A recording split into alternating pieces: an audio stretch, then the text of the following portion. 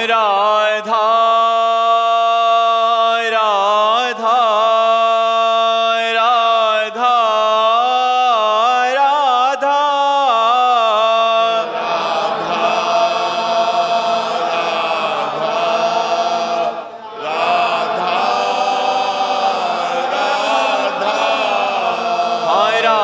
राधा राधा राधा राधा राधा राधा राधा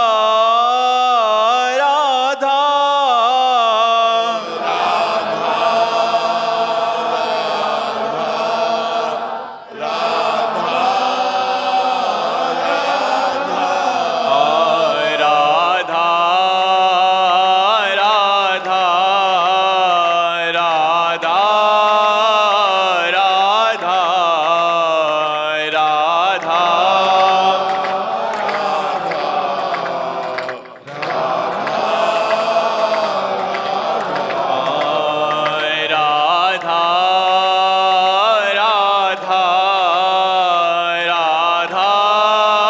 राधा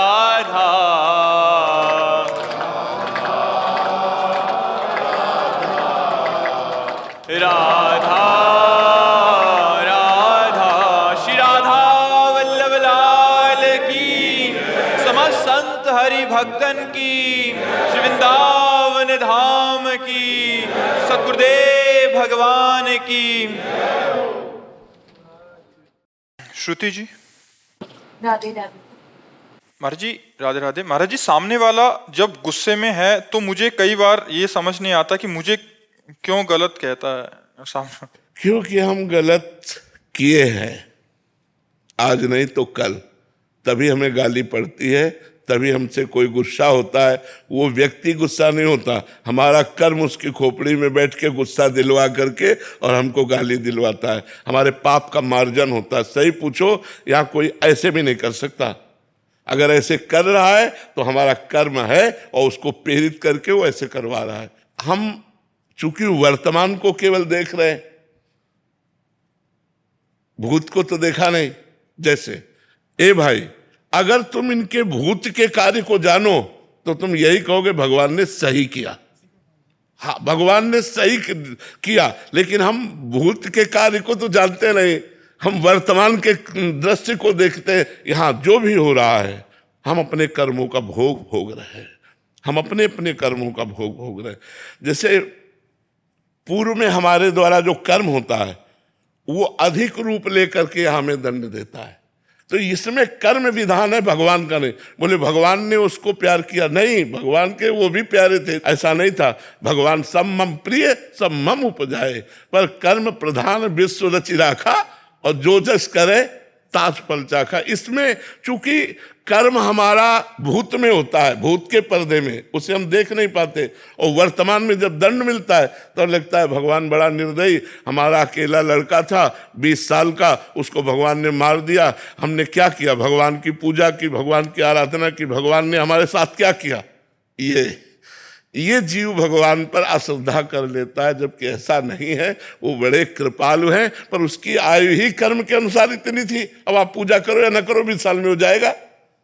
तो ये बातें समझनी है सत्संग के द्वारा, कि हमको कोई अगर क्रोध करता है, कोई गाली देता है, तो कहीं ना कहीं वो हमारे किसी कर्म का मार्जन है। हम समझ नहीं पाते और नया कर्म कर बैठते। और अगर हम चुप सह जाएं तो हमारे कर्म का मार्जन हो जाएगा, पर सहना बहुत कठिन है जी। मुक्ता जी कौशाम्बी से। राधा वल्लभ श्री हरिवंश। महाराज जी, आपके चरणों में कोटि कोटि प्रणाम। महाराज जी, क्या भौतिक कर्तव्यों को श्री जी को समर्पित करने मात्र से भगवत प्राप्ति संभव है? नहीं, नाम स्मरण करते हुए भौतिक कर्म को भगवत समर्पित करने वाला भगवत प्राप्ति कर लेगा। अगर नाम स्मरण नहीं है तो कर्म समर्पण से केवल भगवत स्मृति नहीं है ना, तो सांसारिक स्मृति बनी रही ना, तो फिर कर्म तो सांसारिक ही हुआ ना। वो बात है स्मृति। यस्य स्मरण मात्रेण जन्म संसार बंधनात् विमुच्यते नमस्तस्मै विष्णुवे प्रभु विष्णुवे। स्मरण, भगवत प्राप्ति के लिए स्मरण की जरूरत है। अगर हमारी स्मृति संसार की है तो बंधन युक्त है, अगर हमारी स्मृति अंतःकरण से भगवत स्मृति हो रही, वो मोक्ष का स्वरूप है। मन ही बंधन और मोक्ष का कारण है।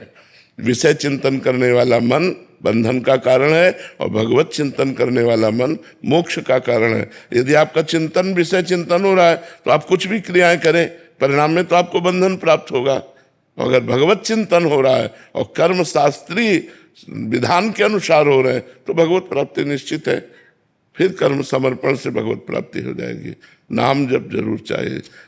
अगर भजन नहीं है तो बारी मथे घृत होए बरु, सिकता ते बरु तेल, बिनु हरि भजन न भवतरी, या सिद्धांत अपेल। ये अटल सिद्धांत है। अगर भगवान का भजन नहीं करोगे तो संसार समुद्र से पार नहीं हो पाओगे। भजन जरूरी है। सिद्ध महापुरुष भजन करते हैं, साधक की बात क्या। हरिशरणम हरिशरणम सनकादि हर समय जपते रहते हैं। इसलिए भगवान नाम जप सब करो तभी कल्याण होगा। बिट्टू जी। श्री हरिवंश। राधे राधे महाराज जी, आपके चरणों में कोटि कोटि प्रणाम। महाराज जी, मेरा प्रश्न है कि कुछ वाणियां जी ऐसी हैं जिनका मैं व्याख्या नहीं पढ़ सकता, तो मैं चिदानंद को कैसे प्राप्त करूं जिससे वाणी जी की व्याख्या पढ़ने योग्य हो सकूं? नाम जप चिदानंद तत्व का ज्ञान करा देगा। जो राम राम नहीं बोल पाते थे, मरा मरा बोले ना, वो इतिहास की रचना कर दी संस्कृत से। भगवान की दिव्य लीलाओं को खुली आंख देखते हुए और उन्होंने रच दिया। नाम में इतनी बड़ी सामर्थ्य है। कौन सा चिदानंद तत्व है जो नाम के द्वारा अनभिज्ञता में रह जाए? नाम जप करो सब प्राप्त हो जाएगा। जो ककाहरा नहीं जानते थे उनके मुख से वेद उच्चारण होने लगे। नाम में अपार महिमा है। भले वो संस्कृत ना बोल पाए लेकिन उनकी बात देख लो, किसी न किसी श्लोक में लिखी मिलेगी। उनके अंदर से जो भाव निकलेगा वो शास्त्र में लिखा मिलेगा। जो भगवान नाम जप करते हैं, और चाहे जितने बड़े विद्वान हो, अगर भजन नहीं कर रहे हो तो भाव तरने का बात नहीं होगी। नामात्मा प्रवचने न लभ्या न मेधया न बहुना श्रुते न। बहुत बढ़िया प्रवचन कर ले संस्कृत से और भजन ना हो तो उससे भगवत प्राप्ति थोड़ी हो जाएगी। बहुत प्रवचन सुन ले और भजन ना हो तो भगवत प्राप्ति हो जाएगी क्या? भगवत प्राप्ति उसे ही होती है जो डट के भजन करता है। चाहे प्रणव का जप करो, चाहे राम जप करो, चाहे कृष्ण जप करो, डट के करो। तभी हट के और डट के, भोगों से हट के और डट के भजन करो। अभी सब चिदानंद तत्व का ज्ञान हो जाए। ऐसे ऐसे चिदानंद तत्व का ज्ञान थोड़ी हो जाएगा। खूब जप करो, भजन करो। शास्त्र बिल्कुल पढ़ना ना आता हो तो संत जनों के श्री मुख से शास्त्र ही तो निकलते।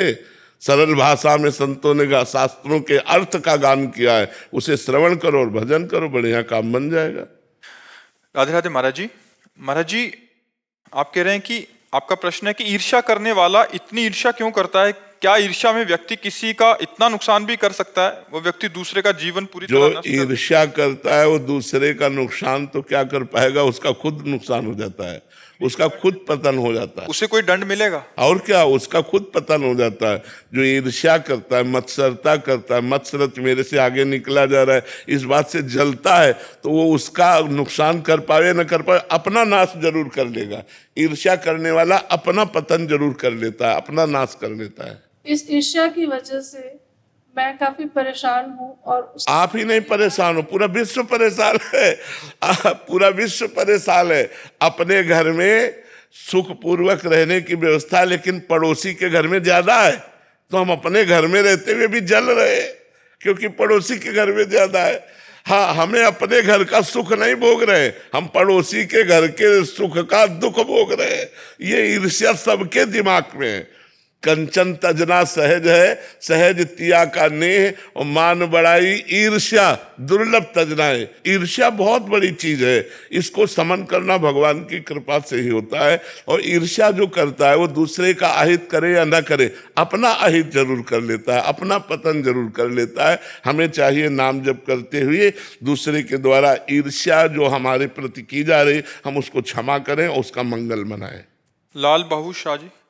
श्री हरिवंश महाराज जी। महाराज जी, आप कह रहे हैं कि आपके गांव में श्री जी कृपा से सार्वजनिक मंदिर बनवा रहे हैं मिलके, तो महाराज जी उसमें महादेव जी के मंदिर, पार्वती जी के मंदिर, भैरव जी के मंदिर, राधा कृष्ण जी के मंदिर हैं। इसके लिए महाराज जी थोड़ा सा मार्गदर्शन चाहिए था कि कोई गलती ना हो जाए, तो हम किस बातों का ध्यान रखें, उनकी सेवा बाद में कैसे? हाँ, बस सबसे बड़ी समस्या ये है कि मंदिर बनवाना सहज है लेकिन मंदिर के देवता की बराबर पूजा होती रहे ऐसी व्यवस्था करना कठिन है। बहुत से ऐसे मंदिर हैं जिनमें जल चढ़ाने वाला कोई नहीं। आज का समाज जो है, हमें लगता है पूरे गांव में 1 2 4 ऐसे निकल आवे जो जल चढ़ाने के लिए रोज नियम से जाते हो। नहीं तो अब नई जो जनरेशन है वो शंकर जी में सुबह 4 बजे जाके जल नहा के चढ़ाए, 9-10 बजे तक तो सोते हैं, तो सुबह जल। तो हमें लगता है देवालय बनवावे तो कुछ अर्थव्यवस्था ऐसी कर दे जिससे पुजारी आदि की व्यवस्था हो जाए और ठाकुर का भोग लगता रहे, ऐसी व्यवस्था कर देनी चाहिए। नहीं तो देवालय तो बहुत बनवा देते, लेकिन उनकी भोजन व्यवस्था, भोग व्यवस्था, आरती व्यवस्था ना करने से अपराध भी लगता है।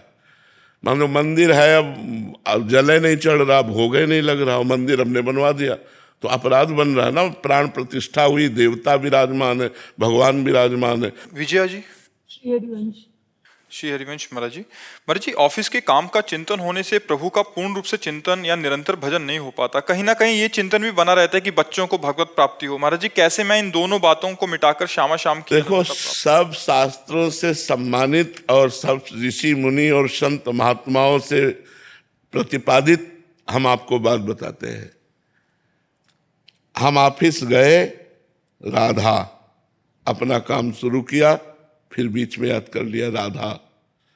काम पूरा हुआ 5 घंटे में, हाथ जोड़ा, हे प्रभु 5 घंटे में जो काम हुआ और आपका स्मरण हुआ, ये 5 घंटे आपको समर्पित करते हैं। आप ऐसा करके देखिए, ये भागवत धर्म है, कर्म समर्पण और भगवत स्मरण, इसी से सब काम हो जाएगा। कोई गृहस्थी में किसानी करता है, कोई व्यापार करता है, कोई ऑफिस जाता है, अपनी अपनी ड्यूटी दे रहे, और सबको देना चाहिए। देखो, अर्जुन जी कह रहे मैं सन्यास लेकर के भिक्षा मांग करके भजन करूंगा, युद्ध नहीं करूंगा, और भगवान कह रहे युद्ध करो। मामुनिस्मर युद्ध चाहे, मेरा स्मरण करते हुए युद्ध करो, भगवान ऐसा कह रहे हैं। तो युद्ध माने अपने कर्तव्य का पालन। तुम जहां जो कुछ हो, तुम्हें जो पद मिला है, अपने कर्तव्य का पालन करो और नाम जप करो, यही पूजा है। इसी से भगवत प्राप्ति हो जाएगी, घबराने की जरूरत नहीं है। मान लो आप ऑफिस में बैठे, तो ऑफिस का जब काम कर रहे हैं उस समय नाम जप नहीं हो पाएगा, क्योंकि मन एकाग्रता से हम जब काम करेंगे तो नाम जप हम भूल जाएंगे। तो जब हमें अंगुली रुके, मान लो लैपटॉप से राधा, हम अगर 5 घंटे में 10 बार राधा राधा बोल लेते हैं और 5 घंटा समय भगवान को समर्पित कर देते, वो भगवत प्राप्ति के योग्य हो जाएगा, वो आपको भगवत प्राप्ति के मार्ग में चलाएगा। लेकिन स्मरण आवश्यक है। भगवान को प्रणाम करके अपने ऑफिस में बैठो और भगवान को प्रणाम करके कर्म समर्पण करके ऑफिस से निकलो, पूजा ही हो गई आपकी। क्योंकि भगवान वो काम में तदात्मता होती है तो कई घंटों तक नाम छूट जाता है, चिंतन पे नहीं बनता। हाँ, कई घंटे तो हमें लगता है नहीं। एक बार 1 सेकंड के लिए रुके, राधा बोल दी, क्या चला गया? इसके लिए तो हम सावधान रहे। कई घंटे निकल गए भगवान नाम, मुझे ऐसा नहीं लगता कोई काम कि जिसमें हमको 1 सेकंड का अवसर न मिले। मान लो आप राधा बोले, राम बोले, शिव बोले, कृष्ण बोले, कृष्ण काम, कृष्ण, फिर काम, कितना सुंदर बढ़िया भजन बन जाए। हमें लगता है कि हमारी थोड़ी कमजोरी है, अगर हम अभ्यास को पुष्ट करें तो हो सकता है, नाम जप करते हुए हो सकता है। देखो, हम इतनी देर से आपसे बात कर रहे हैं तो आपको लग रहा होगा कि हम नाम छोड़े हुए हैं, नहीं। हमारे दिमाग में यहाँ बार बार राधा लिखा जा रहा है, आपके सामने बैठे आपके चेहरों पे राधा राधा राधा। हम बोल नहीं रहे, बोल रहे हैं बातें, लेकिन हमारा दिमाग काम कर रहा है, क्योंकि अभ्यास योग युक्त चेतसा नान्यगम, जो अभ्यास किया जाता है वही दिमाग में छा जाता है। जैसे आप हमारी बातें ही केवल नहीं सुन रहे, अंदर कुछ और चल रहा है ना। जहां तुम्हारे कुछ और चल रहा है वहां हमारे चल रहा है। ये बात समझ ली। तो अभ्यास अगर हम कर ले तो हम 2 काम एक साथ कर सकते हैं। हमारे मन में इतनी क्षमता है, हम 2 काम एक साथ कर सकते हैं। अब अभ्यास की बात होती, देखो ड्राइवर बीड़ी भी पी रहा है, बगल वाले से बात भी कर रहा है, हंस भी रहा है, लेकिन वो सब कुछ नहीं कर रहा है। उसकी पूरी एकाग्रता ड्राइविंग पर है, पूरी एकाग्रता लक्ष्य पे है। पर एकाग्रता वहां रखते हुए भी वो हंस भी लेता है, वो बात भी कर लेता है, वो देख भी लेता है, लेकिन उसकी पूरी दृष्टि रोड पे है।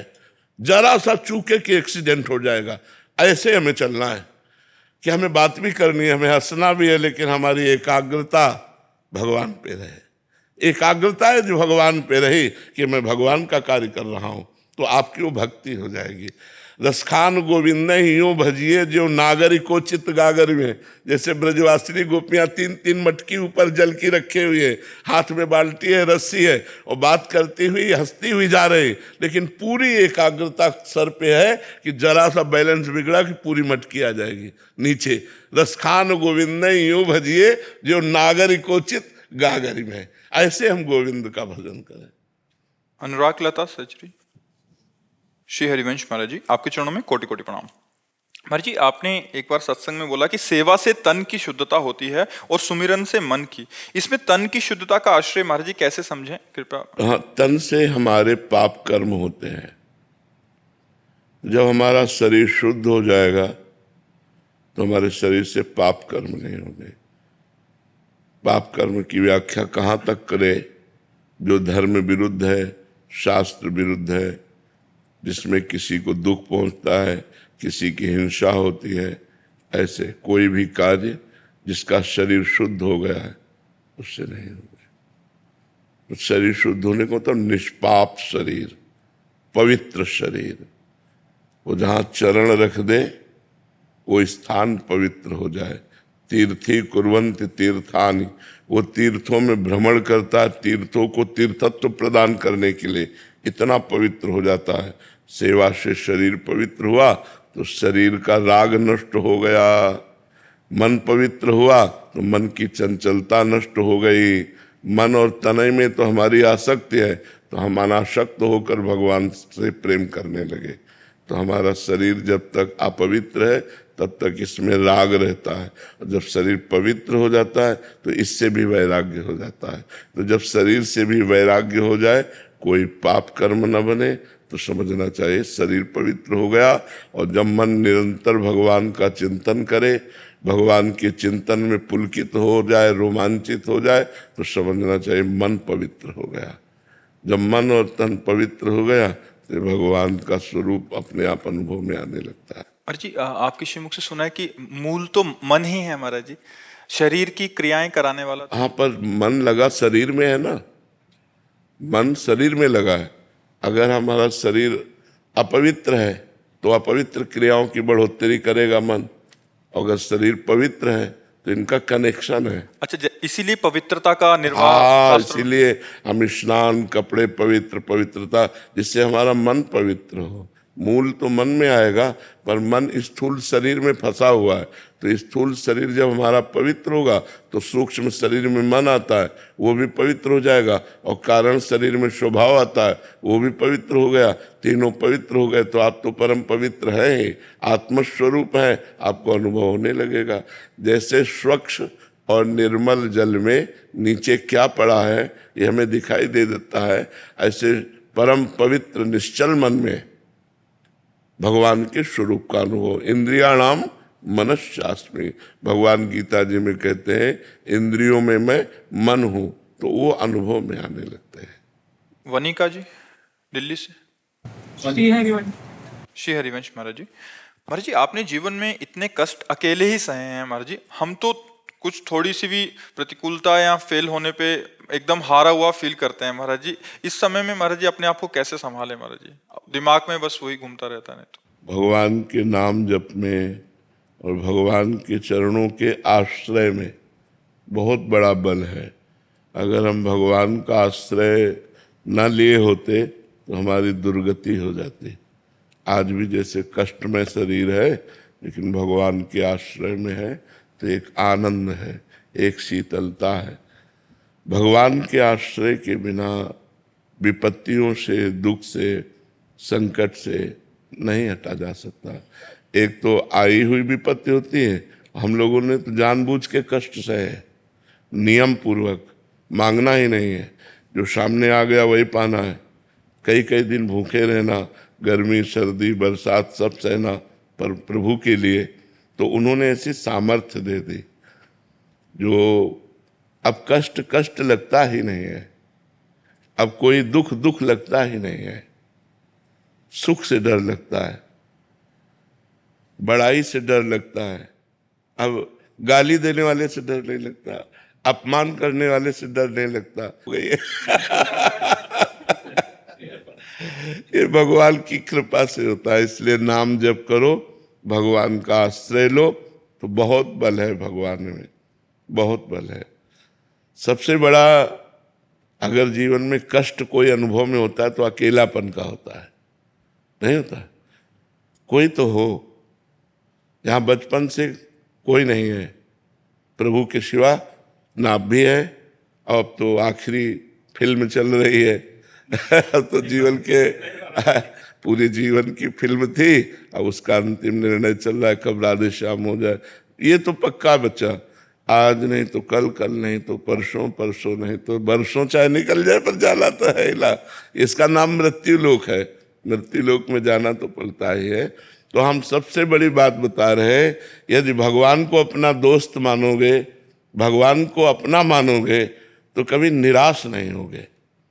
तो नाम जप और भगवद आश्रय, ये दो बातें ऐसी है जो हमारे जीवन को पुष्ट कर सकती है। महाराज जी जाने की बात ना किया करें, हिम्मत बहुत नहीं कष्ट होती। होता है। इस लोक का नाम क्या है?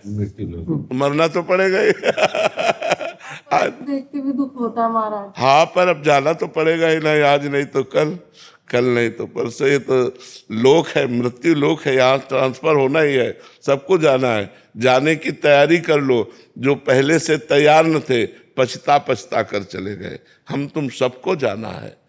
रहे न रावण सम अभिमानी, हिरण्याकश्यप सम वरदानी, यहाँ सबको जाना है।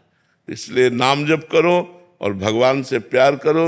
जहाँ जाना है वो ठिकाने की याद करो, तुम्हें कहाँ जाना है। जैसे अपने लोगों को है कि निकुंज जाना है, श्री जी के पास जाना है।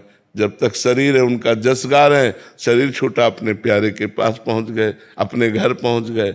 आए मिले परिवार आपने, हरि हंसी कंठ लगायो, भाग बड़ो वृंदावन पायो। दिव्य वृंदावन हमारे प्राण प्यारे जिनका जीवन भर आश्रय लिए रहे, वो प्रिया प्रीतम प्रभु मिलेंगे तो एक आनंद है। मरना भी आनंदमय है। मरने से सब जग डरा, मेरो मन आनंद, कब मरी हो कब भेटी हो पूर्ण परमानंद, कब अपने पूर्ण परमात्मा से मिलूंगा। महाराज चिंतन ही नहीं हो पाता कि आप चले जाओगे तो क्या होगा, चिंतन ही नहीं हो पाता। नहीं, वाणी रहेगी, शरीर तो भले ना रहे, वाणी तो रहेगी ना। प्रेमानंद की वाणी तो रहेगी ना, वाणी संभालेगी, वाणी संभालेगी। ये बोला जाता है कि हर युग में जो प्रभु अवतरण लेते हैं उनका एक कार्य सिद्धि होता है। अभी आपका कार्य सिद्धि पूर्ण नहीं हुआ, अभी हम लोग जैसे लोगों को उद्धार करता है प्रभु जी। अब ये तो भगवान के ऊपर हो सकता है, वो और जिला दे उनकी। वो पूर्ण नहीं हुआ प्रभु जी। अभी बहुत लोगों को आपको रास्ते दिलाना, हम लोग जैसे पतित आदमी को आपने सही मार्ग दिखाया है। अभी ऐसी बात ना करें। एक संत भगवान ने आपको बोला था कि 80 वर्ष तक कुछ नहीं होगा आपको, तो महाराज जी हालत देख के लगती है। महाराज जी भी बहुत लोगों का आपने उद्धार करना है। हालत देख के लगता है ना। बड़ी उम्र के लोग नहीं, छोटे छोटे बच्चे, कॉलेज के बच्चे, सब आपको सुनते हैं और आप सबका मार्गदर्शन कर रहे हैं। भगवान की बड़ी कृपा है कि सब हमें प्यार करते हैं, हमारी बात मानने की चेष्टा करते हैं। इसलिए सबको धन्यवाद है, सबको प्रणाम है। सुरेश गौड़ जी। श्री हरिवंश महाराज जी। जी राधा वल्लभ श्री हरिवंश महाराज जी। महाराज जी, पूर्ण गुरु जो सत्मार्ग दिखावे, मोक्ष प्रदान करावे, यदि किसी को न मिल पाए तो क्या वो आप भगवान को गुरु माने, भगवान को गुरु माने। क्या मनी माना आपको, आप जैसे संत महात्माओं को गुरु नहीं माना जा सकता है? अगर पूर्ण गुरु नहीं मिल पा रहा है उसको, किसी को, भगवान को गुरु मानना चाहिए, व्यक्ति को गुरु नहीं मानना चाहिए। गुरु को भगवान मानना चाहिए और भगवान को गुरु मानना चाहिए। गुरु साक्षात परब्रह्म तस्मै श्री गुरुवे नमः। अगर व्यक्ति दिखाई दे तो गुरु नहीं बनाना चाहिए, अगर साक्षात परब्रह्म परमात्मा दिखाई दे तो गुरु मान लेना चाहिए। गुरु ब्रह्मा, गुरुर विष्णु, गुरुर्देव महेश्वरा, गुरु साक्षात परब्रह्म तस्मै श्री गुरुवे नमः। हमारे गुरुदेव पूर्ण परमात्मा है। जब ये भाव हो जाए तो गुरु बना लेना चाहिए। अगर व्यक्ति भाव रहे तो फिर भगवान को गुरु मान लो भाव से, क्योंकि व्यक्ति को गुरु बनाने से कल्याण नहीं होगा, गुरु को व्यक्ति मानने से कल्याण नहीं होगा, गुरु को ब्रह्म मानने से। वैसे सर्वम खलमिदम ब्रह्म, सब भगवान के ही स्वरूप है, लेकिन गुरु साक्षात परब्रह्म गुरु तो साक्षात परब्रह्म स्वरूप। गुरु और भगवान में भेद दृष्टि रखना ये अज्ञानता की दृष्टि है। लेकिन हम कहते हैं जब तक ये अज्ञानता बनी रहे तो वंदे कृष्णम जगत गुरुम, भगवान को गुरु बनाकर नाम जप करना चाहिए। आशीष जी। श्री हरिवंश महाराज जी, सारे पाप आचरण आपकी कृपा बल से छोड़ दिए हैं 1.5 साल पहले से, प्याज लहसुन मांस मदिरा मतलब सभी। महाराज जी, आपने एक सत्संग में कहा था कि मैं अगर मर भी जाऊं तो मेरे वचनों पर आजीवन चलना, किसी की गुलामी का शिकार मत होना, एकमात्र श्री जी की गुलामी को ही स्वीकार करना। महाराज जी, उस दिन से दिल को कोई निचोड़ रहा है, मतलब जैसे कोई भीगे कपड़े को निचोड़ा करे, तब से बहुत विचलित हूँ महाराज जी, किसी बात में मन नहीं लग रहा, विकलता से महाराज जी इस विकलता को शांत करें। किस बात की विकलता? कि शरीर मतलब सिर्फ मम्मी पापा की बात, आपकी वचनों पर उन्होंने भी राजी है, बस आप ये जो आप जाने की बात, अभी तक आपसे मतलब मिलन हुई वो बात नहीं हुई जो होनी चाहिए। हमारे नाम दे दीजिए, हमें स्वीकार कर दीजिए, ये संसार से बस घोर वैराग्य हो जाए और आपकी इसी चरणों में बस अखंड भक्ति और अखंड, हमें और कुछ ना चाहिए। आप नाम जप करो, नाम जप। हम आपको एक आंतरिक बात बता दें, यदि आप हमारी बात मानोगे, हम कोई मतलब सिद्धि या चमत्कार की बात नहीं कहते, तो तुम्हारे खोपड़ी में प्रेमानंद बैठा मिलेगा। ये तुम देख लेना, तुम्हें लगेगा कि हमारे माइंड पे वो बैठे हुए हैं और वो मुझे चला रहे हैं, क्योंकि ये जीवन भगवान को समर्पित जीवन है। अब किंचन मात्र इस जीवन में अपना अस्तित्व नहीं है। भगवान बुलवा रहे हैं, पढ़े लिखे नहीं है, भगवान चला रहे हैं, हमारी किडनी फेल है, मतलब अपना अस्तित्व, मनुष्यत्व का अस्तित्व नहीं है। ये केवल भागवतिक प्रभाव से चल रहा है। तो अगर आप हमारी बात मानोगे तो आपको दिखाई देगा माइंड में ही वो बैठे हुए चला रहे हैं। बाहर की तो बात जाने दो, माइंड में बैठे हुए वो चला रहे हैं, हमारे दिमाग में वो बैठ चुके हैं। जो बाबा ने ये बोला है, बाबा ने ये बोला है, बाबा ने कहा ऐसे चलना है, ये माइंड में बैठना होता है। तो माइंड में बैठ करके ही तुम्हें भगवत प्राप्ति करा देंगे। अमित आहूजा जी। राधे राधे महाराज जी। महाराज जी, क्या भाग्य हमारे जीवन को नियंत्रित करता है या हमारे प्रयास और प्रार्थना हमारे जीवन को बदल सकती है? नहीं, भाग्य नियंत्रित करता है। कब तक? जब तक हमारा प्रयास आध्यात्मिक नहीं होता। आध्यात्मिक प्रयास होने पर भी भाग्य अपना प्रभाव दिखाता रहता है, लेकिन वो हमको परास्त नहीं कर सकता। आध्यात्मिक उन्नति होने पर हम अपने नए प्रारब्ध की रचना कर सकते हैं, नए भाग्य की रचना कर सकते हैं, लेकिन वो केवल आध्यात्मिक प्रयास से ही होगा, भौतिक प्रयास से नहीं। भौतिक प्रयास की सफलता और असफलता ये पूर्व भाग्य पर आधारित है। हानि लाभ जीवन मरण जस अपजस विधि हाथ, विधि माने विधाता के हाथ में जो तुम्हारे कर्मों के अनुसार विधान रख दिया गया है।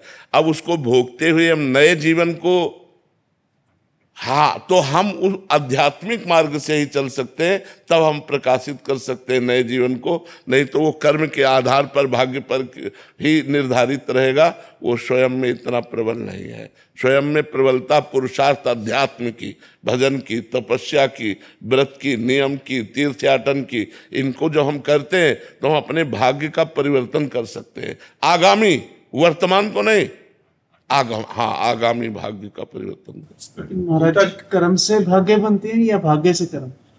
कर्म से भाग्य बनता है और भाग्य से उसका फल मिलता है, सुख या दुख। कर्म से हमारा भाग्य बनता है और भाग्य के परिणाम में सुख या दुख मिलता है। तो हमें नवीन कर्म जो आप करें वो सुख दुख दोनों से परे होने चाहिए। वो है भगवान का भजन जो परमानंद प्रदान करता है, सुख दुख से परे है। तो नाम जप करो और सारे कर्म भगवान को समर्पित कर दो, अभी जीवन आनंदमय हो जाएगा। ये भी होता है कभी आगे जब कर्म कर रहे हैं तो आगे का जन्म पता नहीं कहाँ जाएंगे। हाँ, बिल्कुल बिल्कुल। सुअर कुत्ता भी बन सकते हैं, चिड़िया पक्षी भी बन सकते हैं, देवता भी बन सकते हैं, मनुष्य भी बन सकते हैं, कर्म के अनुसार। हाँ, जैसा हम कर्म करते, कोई निर्णय नहीं। इसीलिए तो खूब नाम जप करना चाहिए। तो नाम जप बचा लेगा, नाम जप आपको आगे उन्नति प्रदान करेगा। महाराज जी, माला से ना कर सके तो क्या हर पल हम नाम लेते रहे, उसका भी उतना ही प्रभाव पड़ेगा जितना माला लेके करने से? माला तो एक निमित्त मात्र है। माला है, जैसे और भी साधन है, ये एक निमित्त है हमें भजन कराने में। इनका बहुत बड़ा योगदान होता है। जैसे हमने देखा कि आज 40,000 हुए नाम जप, अब कल जब 30,000 में हम रोकेंगे तो हमें जलन होगी कि 10,000 का हमारा घाटा हो रहा है यार, कैसे पूरा करें 10,000 तो पूरा। अगर हम गिने ना होते तो ये प्रक्रिया ना होती।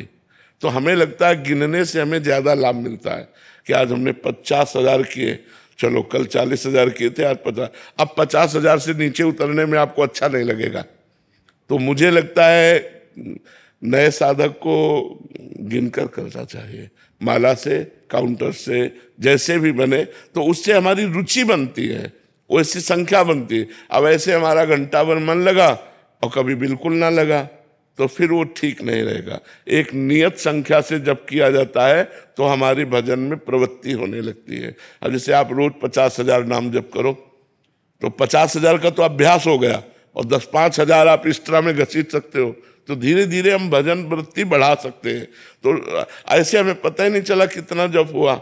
ये सिद्धों का है, जो सिद्ध हो गए हैं उनके श्वास प्रश्वास में भगवान नाम चल रहा है। अब उनको जपना तो है नहीं, वो तो स्वयं चल रहा है। साधक को जिसको जपना है उसको चाहिए माला, सुमिरनी, काउंटर आदि के द्वारा संख्या से, तो संख्या से ज्यादा जप होता है। फिर देख लो आपकी स्थिति क्या है। गीता जी, राधे राधे महाराज जी। महाराज जी, जब आप कहते हैं कि वृंदावन वास परम वास है, इससे आपका तात्पर्य सिर्फ वृंदावन से है, ब्रज 84 कोष से भी? ब्रज 84 कोष, कहीं भी भगवत धाम में वास करे। ये ब्रज 84 कोष पूरा ब्रज धाम है ना, ये भगवान श्री कृष्ण की गोद है। हम मानो भगवान की गोद में वास कर रहे हैं। पूरे ब्रज 84 कोष में कहीं भी गोकुल है, नंदगांव है, बरसाना है, गिरिराज तलहटी है, वृंदावन, ये सब वृंदावन है। 3 वृंदावन है, गोष्ठ वृंदावन, गोपी वृंदावन और किशोरी जी का वृंदावन, श्री निकुंज वाटी। तो यहाँ बैठे निकुंज वृंदावन है, गिरिराज जी गोपी वृंदावन है, नंदगांव आदि जो है ये गोष्ठ वृंदावन है, गोकुल आदि ये गोष्ठ वृंदावन है, ये सब वृंदावन ही है। राधे राधे महाराज जी। महाराज जी, राम जी इष्ट हैं, सांगोपान उपासना के द्वारा भगवत प्राप्ति की ओर प्रयासरत हूँ। नाम रूप लीला धाम को साधने की कोशिश में है। महाराज जी, लीला दर्शन के बाद हृदय में हाहाकार मचा हुआ है। अब ये स्थिति है कि मंत्र जप, नाम जप में अश्रु बहते हैं। ये क्या मनोदशा है महाराज जी? प्रकाश डालिए महाराज जी। मुझे समझ में नहीं आता है कि एक आदमी के पास अगर 10-5 करोड़ रुपए हो तो छुपाता है, जबकि वो नाशवान संपत्ति है। आपका लीला में प्रवेश हो गया, आप उसे बोल रहे हैं, ये क्या है? ये दिखावा है या सत्य है? सत्य है तो हिम्मत कैसे हो गई बोलने की?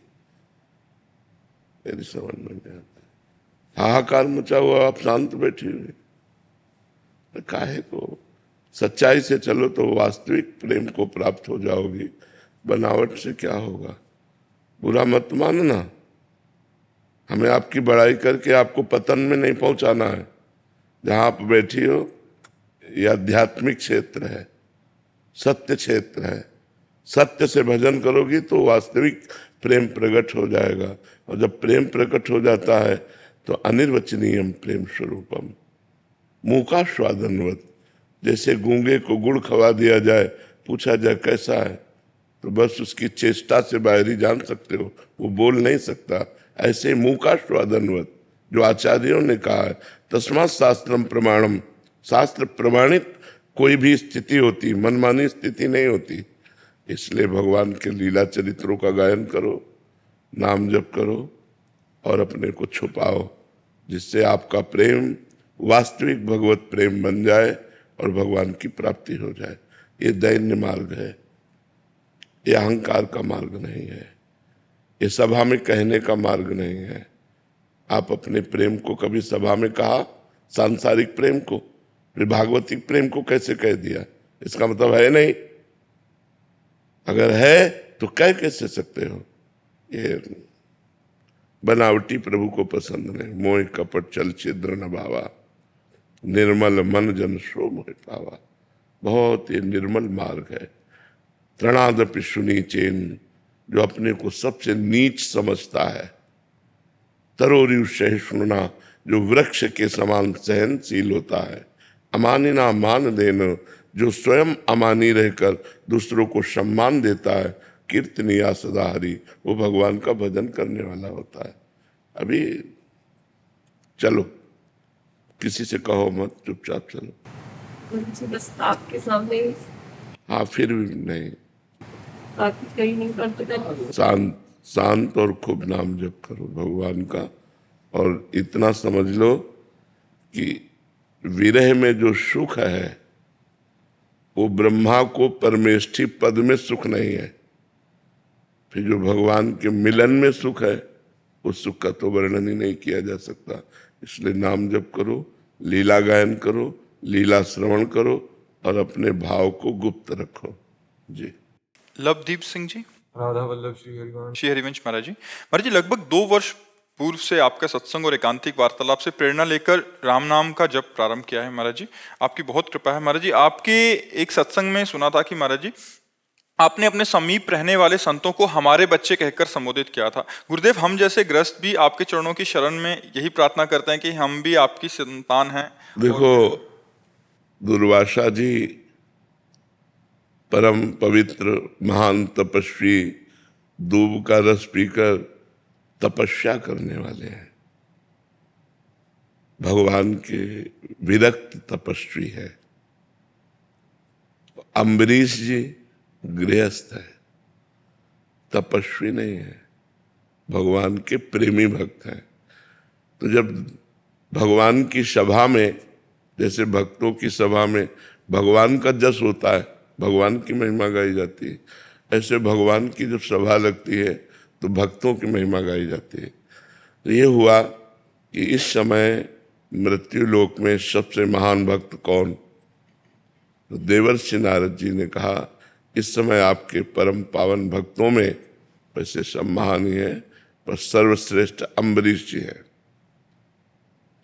तो वहां दुर्वासा जी भी बैठे हुए थे। तुम्हारे प्रश्न का ही उत्तर है, दुर्वासा जी को हृदय में जलन हुई कि दूब का रस पीकर तप करता हूं भगवान के लिए, वलकल की लंगोटी लगाता हूं और उसके पास रानियां हैं, राज वैभव है, वो मेरे से बढ़कर मेरा नाम नहीं लिया गया, अम्बरीश जी का नाम लिया गया। मैं जाकर उसकी परीक्षा लूंगा। तो अम्बरीश जी एकादशी का व्रत रहकर द्वादशी को पारायण करते थे, निर्जला रहते थे। पहुंच गए द्वादशी के दिन।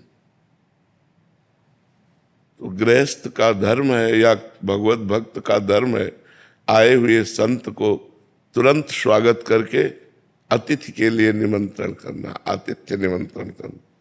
तो उन्होंने स्वागत किया, महाराज प्रसाद अभी तैयार करेंगे आप बाहर। तो उन्होंने कहा, हम यमुना स्नान करके आते हैं, आप तैयार करो। और ध्यानस्थ होकर बैठ गए कि द्वादशी का पारण इसका ये करेगा जरूर। अब वो तो ध्यानस्थ बैठे, आए ही नहीं। तो उन्होंने संतों और विद्वानों से पूछा कि हमारा व्रत भी भंग ना हो, नियम भी भंग ना हो और संत का आदर हो जाए। तो उन्होंने कहा, भगवान का चरणामृत पान करने से, क्योंकि आप निर्जला हो तो पारायण भी हो जाता है और चरणामृत कोई भोजन में नहीं आता, इसलिए अतिथि का अपमान में नहीं होगा। तो उन्होंने भगवान का चरणामृत पिया। जे ही पिया सुनो सुनो, तो ध्यानस्थ इसी बात के लिए बैठे थे। आए और उन्होंने कहा, पाखंड करता है, अपने को बड़ा भक्त समझता है, मेरे जैसे ऋषि का निमंत्रण करके तूने पहले कैसे पा लिया? एक जटा उखाड़ी पटक दिया, वो कृत्या, भयानक कृत्या प्रकट हुई। भगवान का सुदर्शन चक्र अपने आप प्रकट हो गया और कृत्या को भस्म किया और दुर्वासा को दौड़ाया। पूरे त्रिभुवन में दौड़े, ब्रह्मलोक गए।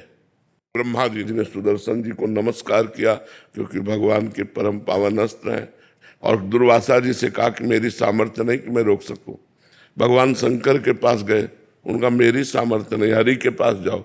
जब हरि के पास गए, तुम्हारे प्रश्न का उत्तर दे रहा हूं, भगवान ने कहा, ये मेरा सुदर्शन है पर इस समय नहीं रुकेगा, ये रुकेगा अम्बरीश जी के कहने से। अहम भक्त पराधीनो, समझना है, तुम्हारे प्रश्न का उत्तर है। अहम भक्त पराधीनो असुतंत्र इव द्विज। ऐ ब्रह्मर्षि, मैं अपने भक्त के पराधीन हूं। तो आप समझ पा रहे हैं, वो भी तपस्वी है, उनको ब्रह्मर्षि कह के संबोधन किया क्योंकि उनको तपस्या में लगन है, भगवान में प्रधानता नहीं, प्रधान तपस्या। और अम्बरीश जी में तपस्या नहीं, सीधे भगवान। सावई मना कृष्ण पदारविंदयो। आपका कुछ अस्तित्व है, आपके कोई अपने हैं। इन्होंने सब अपनेपन का त्याग करके, अस्तित्व अपना मिटा करके, हम कह दे खड़े रहो तो खड़े रहो, हम कहें बैठ जाओ बैठ जाओ, हम कहें भोजन पालो पालो, नहीं पाना नहीं पाओ, तो इनके लिए निकलेगा ये हमारे बच्चे हैं। क्योंकि आपके लिए आप हमारी कुछ आज्ञा पे चल सकते हैं, संपूर्ण आज्ञा पर नहीं। स्वीकार करते हैं बात? क्योंकि आप भी केवल ये नहीं कह सकते मेरे महाराज जी हैं, और ये बोल सकते हैं केवल मेरे महाराज जी हैं, क्योंकि इनके कोई नहीं है। माता पिता परिवार संपत्ति घर सब है, लेकिन इनके कोई नहीं है। ये कह सकते हैं केवल मेरे महाराज जी, और हम कह सकते हैं केवल मेरे बच्चे। आप समझ पा रहे ना? इस कारण से ऐसा हम आपको, हमारे ही बच्चे सब हो, पर हम ये नहीं कह सकते कि आप सिर्फ मेरे हो। जैसे मीरा जी कह रहे, मेरे तो गिरधर गोपाल दूसरों न कोई, जाके सिर मोर मुकुट मेरो पति सोई। हम ये जरूर कह सकते हैं कि हमारे भी ठाकुर जी हैं, लेकिन दूसरों न कोई इतनी हिम्मत नहीं है कि ये शब्द हम बोल दें। ये होगा तो झूठ होगा, नहीं होगा। यहां तक कि अपने मीरा शरीर को भी मीरा जी स्वीकार नहीं करती, क्योंकि हलाहल जहर दिया गया, उसे पी लिया, गिरधर का चरणामृत। तो दासी कहती नहीं, इसमें जहर मिला हुआ है। तो उनका नहीं, गिरधर का चरणामृत, कुछ नहीं हुआ। तो शरीर की भी परवाह नहीं, दूसरों न कोई। तो ये भेद है।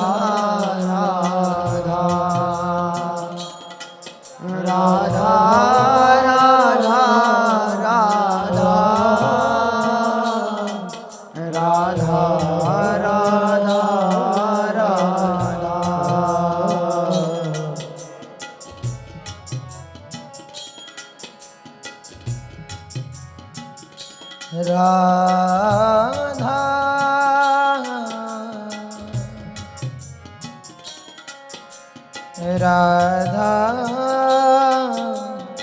राधा राधा राधा राधा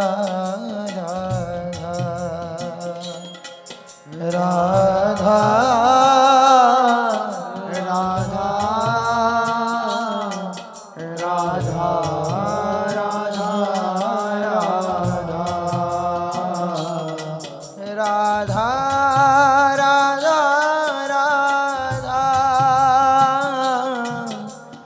राधा राधा राधा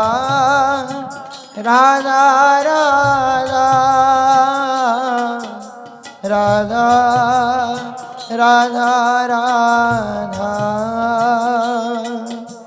राधा राधा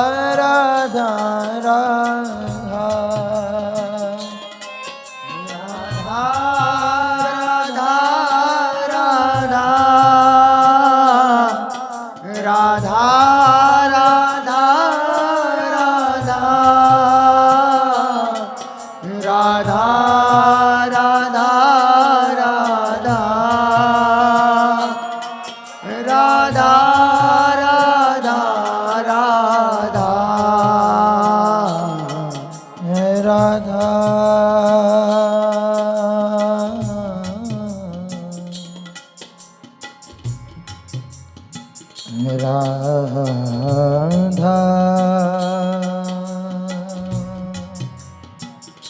राधा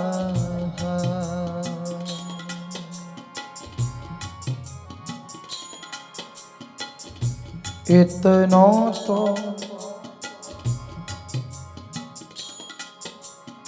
कबहू हसीने हो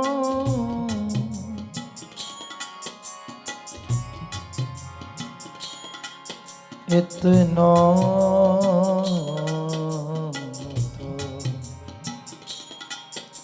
कबहू हसीने हो सुनहु कृपालु किशोरी राधे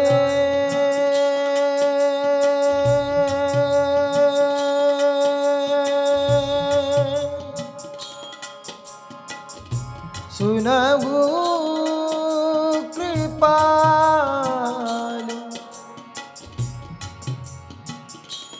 किशोरी राधे राधे राधे राधे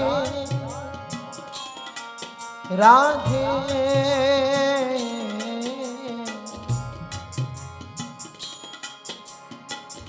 सुनहु कृपाल किशोरी राधे अवसी कृपा की कोल चिते हों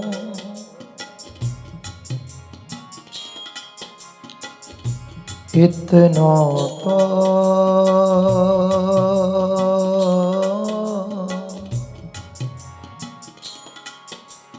कबहू हसीने हो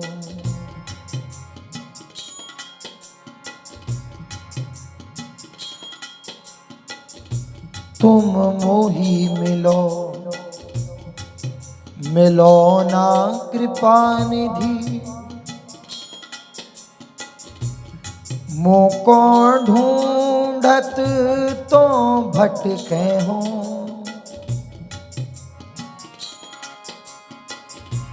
तुम मेरी सुनो सुनो ना किशोरी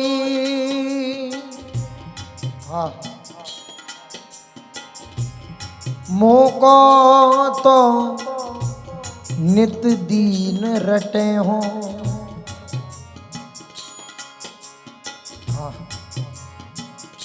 तुम मेरी बात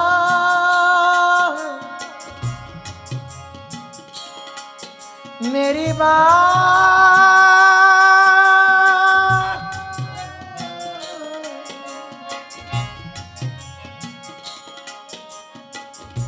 तुम मेरी बात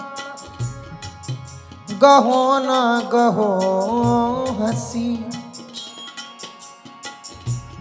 भुज पसार मुसो विनय करे हो।